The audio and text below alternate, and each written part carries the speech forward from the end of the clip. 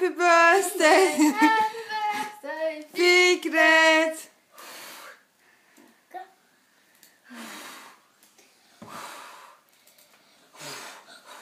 İyisene.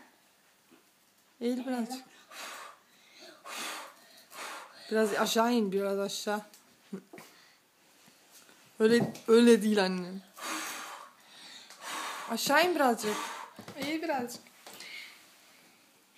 Naim kandı. Tükürüyor mu?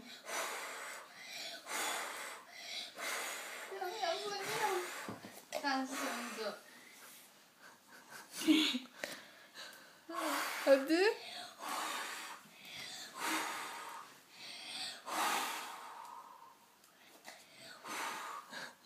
Hadi.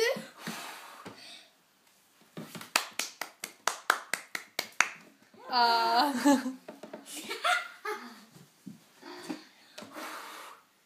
Sen de. Hayır. Böyle tükürdüm içine. Ben yapamam.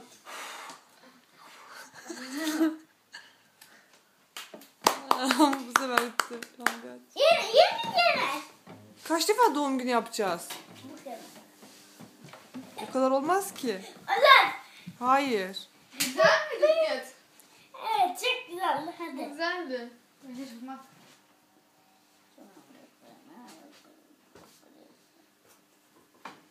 İyi, şöyle takma diye. Şöyle tak. Ya. Hadi pastanı ye bari şimdi. Fikret, pastanı yemen lazım.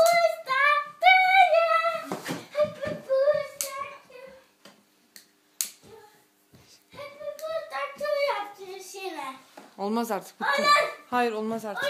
Olmaz. Çok ayıp. Kaç kere olur. Fikret Pastanı çakın. yemen lazım şimdi. Artık pastanı yemen lazım. Çatal ver Sinan. Ver. Bir. Başka pasta yok. Yapma artık. Bak batırdın, her yeri mahvettin. Haşadını çıkarttın.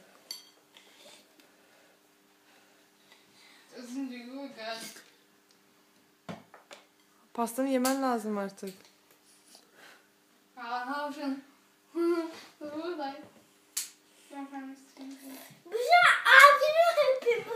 Hayır, sen şimdi pastanı yemen lazım. O mumun şeyini de al oradan. Hani çatal al bir tane. Atayım mı? Hissettirelim. Bir şey değil. Hadi çatalını al. Pastandan bir tane alman lazım.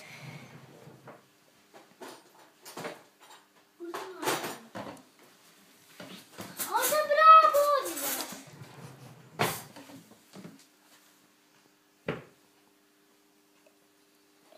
Fikret çok küçük değil mi annem? Hayır. Orada bravo dediniz. Tamam. Bravo! Abisi bravo yapsana. Bravo. Üzülme. Hepsini doldurman lazım ağzına. Yine. Hepsini katman lazım ağzına. Hadi yine. Hepsini ağzına doldur. Demede de. Tamam, hepsini hadi. Hadi bravo yapın. Bravo. Bay bay yap da kapatalım.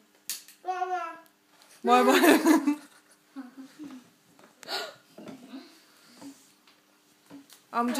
Amcayla yengeye de bir öpücük yolla. Amca. Öptüm seni de. Öptüm seni. Yengem seni de öptüm de. Yengesini de öptüm. Leman Nur'u. Ben öptüm. Öptün mü?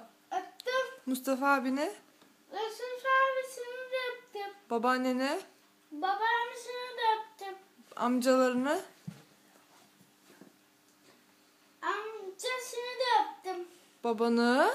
En çok. Babasını da çok öptüm. Ne kadar çok öptün onu?